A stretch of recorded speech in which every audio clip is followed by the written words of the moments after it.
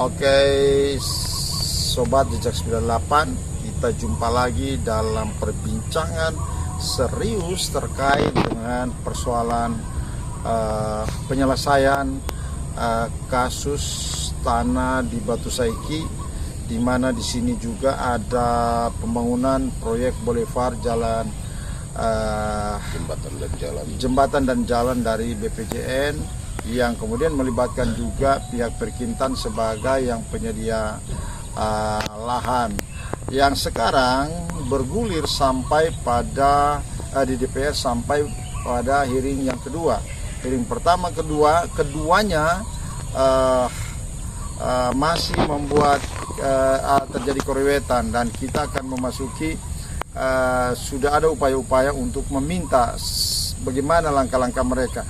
Oke, saya ingin bertanya Pak Asnat terkait dengan persoalan tanah. Sejauh mana ini ketika Anda melibatkan pihak DPR untuk menerima aspirasi dan keluhan-keluhan Bapak? Terima kasih Pak Hendrik. Jadi begini, kami sebagai anak bangsa, negara kita ini adalah negara hukum, ya. Jadi kami menemui masalah, tentunya kami lihat, kami keluarga menempuh jalur hukum. Namun tidak ada salahnya kalau kami mencari solusi yang lain. Nah, kami ambil langkah untuk hearing ke DPR, karena DPR itu kan sebagai wakil rakyat. Nah, di DPR itu pertama hearing atau RDP itu tanggal 4 Januari 2022.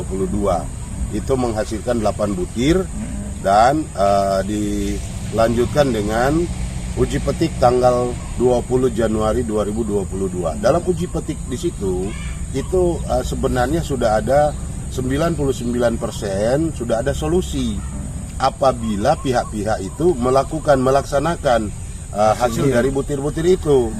Nah, ternyata itu tidak diindahkan.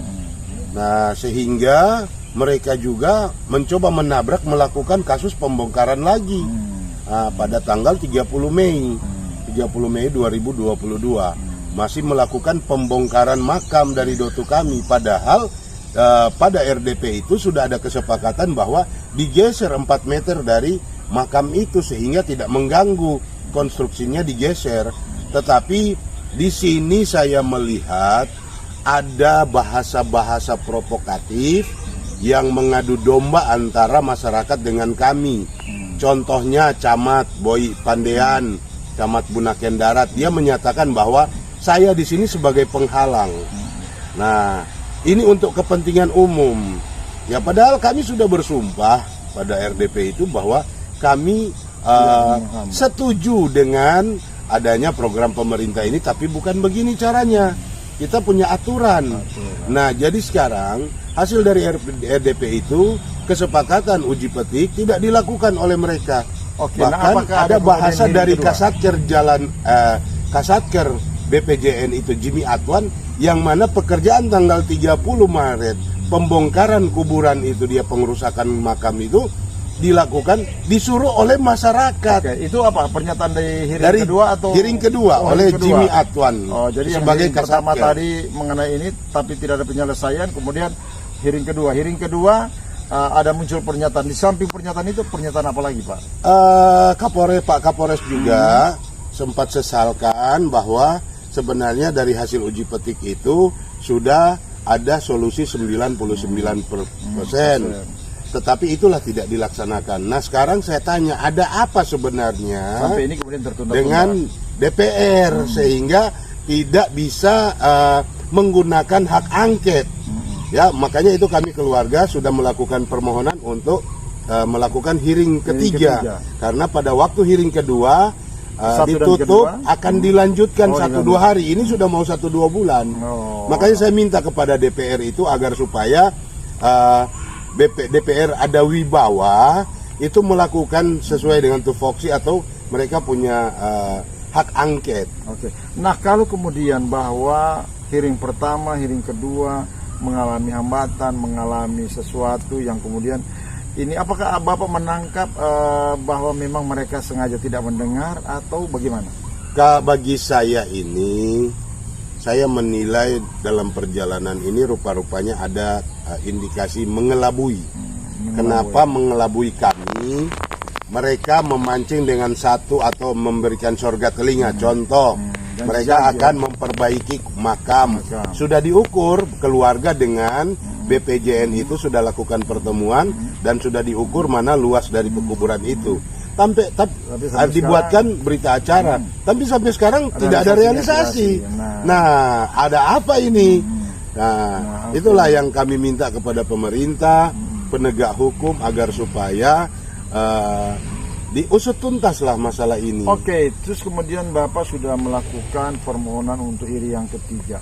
Apa sebenarnya fokus Bapak terkait dengan hearing ketiga? Apa yang Bapak tuntut dari? Jadi gini, saya kembali kepada hasil dari 8 butir itu dan uji petik Pada hearing kedua. yang hearing kedua.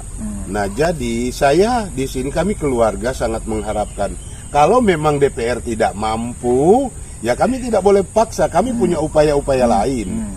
Itulah yang kami bilang. Negara kita ini negara hukum. Kami sebagai anak bangsa harus tahu menempatkan diri dan mengambil langkah solusi-solusi apa yang harus kami lakukan. Nah, apa yang Bapak tangkap dari ketidakmauan instansi terkait misalnya Perkintan atau instansi lainnya dengan permintaan DPR sehingga kemudian ini terlunta-lunta?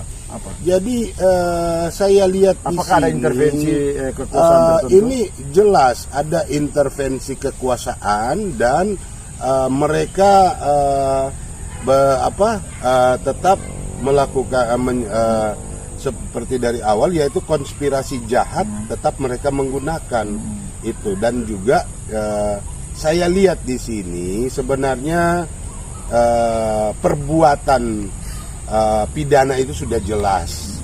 Cuma itulah apakah ada indikasi ada power, ada intervensi penguasa, ya kita tidak boleh berandai-andai, tapi saya mohon kepada penguasa-penguasa juga harus seadil-adilnya kepada masyarakat, kepada rakyat. Nah, kalau kemudian sekarang tidak adanya kesempatan masyarakat ketika berupaya sudah secara baik-baik dengan pihak pemerintah terkait, kemudian dengan pihak kepolisian juga ada upaya untuk bisa adanya sikap tegas dari kepolisian. Sementara kemudian sekarang dilakukan juga upaya politis yang bagaimana sebenarnya wakil rakyat bisa betul-betul bisa membantu.